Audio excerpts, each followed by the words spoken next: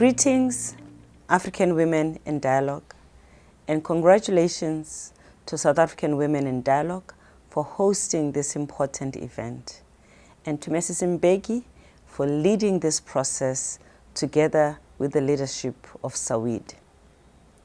The timing of this event is important because the world is at a crossroads between women making progress and changing the world and the pushback and backlash that threatens and takes away the gains we have made. Some of the solid gains made that unite us as women across the world, to which Africa contributed significantly, include the Beijing Platform for Action, the Sustainable Development Goals, Africa's Agenda 2063, and the Maputo Protocol, which addresses in the most progressive way the rights of women for our continent, and the Women, Peace, Security Resolution 1325, just to name a few. If all these were to be fully implemented, the progress on gender equality would be substantively achieved. A lot of these agreements are meant to ensure that we leave no girl and no woman behind. In the most rural areas, in the slums, in informal settlement, or the girl who is trapped in an early marriage. What faces us now is finding a way to build a bridge that can address the millions of women on our continent that are being left behind and take them to the fourth industrial revolution. As Africa, we do not have the luxury to move through stages of development incrementally. We have to prepare our people for the future that they will have, where technology will rule. At the same time, some of the core industries like agriculture also have to adapt and leverage technological advances so that women who are mostly in those industries are not left behind again. There is already cause to be concerned as the digital divide is growing right now. As we speak, 250 million fewer women than men are connected. We recognize that African women, like all women in the world, have created an ecosystem that ushers in meaningful transformation for women, and we have identified what can truly make a difference. We have, in the Sustainable Development Goals, for instance, identified the importance of making sure that we can turn all laws that discriminate against women and address the norms that underpin them. Child marriage and female genital mutilation have been made possible by laws. And where the laws have changed, the norms perpetuate these practices. Participation of women in politics, which is relatively higher in Africa than the global average, can still be much higher. And that is something we still have to fight for, because it should be achievable in Africa. And it is critical for the continent to reach its full potential. It is possible for almost all our countries to have gender-balanced cabinets. There are 10 gender-equal cabinets in the world, only 10.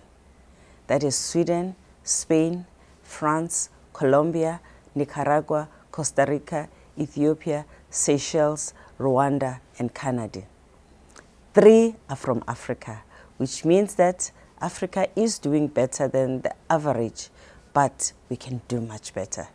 This is not okay. For instance, right now, South Africa is at 49% women in the cabinet. So it means we can do this. We also have to strive for good women, because we also know that when we are represented by bad men or bad women, we do not win. The unequal representation of women in the private sector, both in decision-making and in the many strategic parts of industries, together with unequal pay, which denies women the income for services they have rendered, is a form of discrimination that would change the lives of women in millions in the world, as well as our continent, if it was to change. This is worth fighting for. Unpaid care leaves millions of women with motherhood as a form of penalty, as it takes away the possibility for women to enter the labor market because of the absence of adequate, affordable care for family members, from children to old people that women look after. This is usually misunderstood as an insignificant matter, but it is significant. Now, we have research that shows that addressing care and creating the support for women, making sure that care is remunerated, would change the lives of millions of women who would be able to enter the labor market. If women were able to enter the labor market at the same level as men in the world economy would be increased by as much as 12 trillion and poverty would be reduced significantly.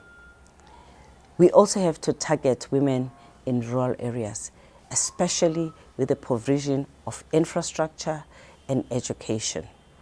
This is important to change the lives of women in rural areas.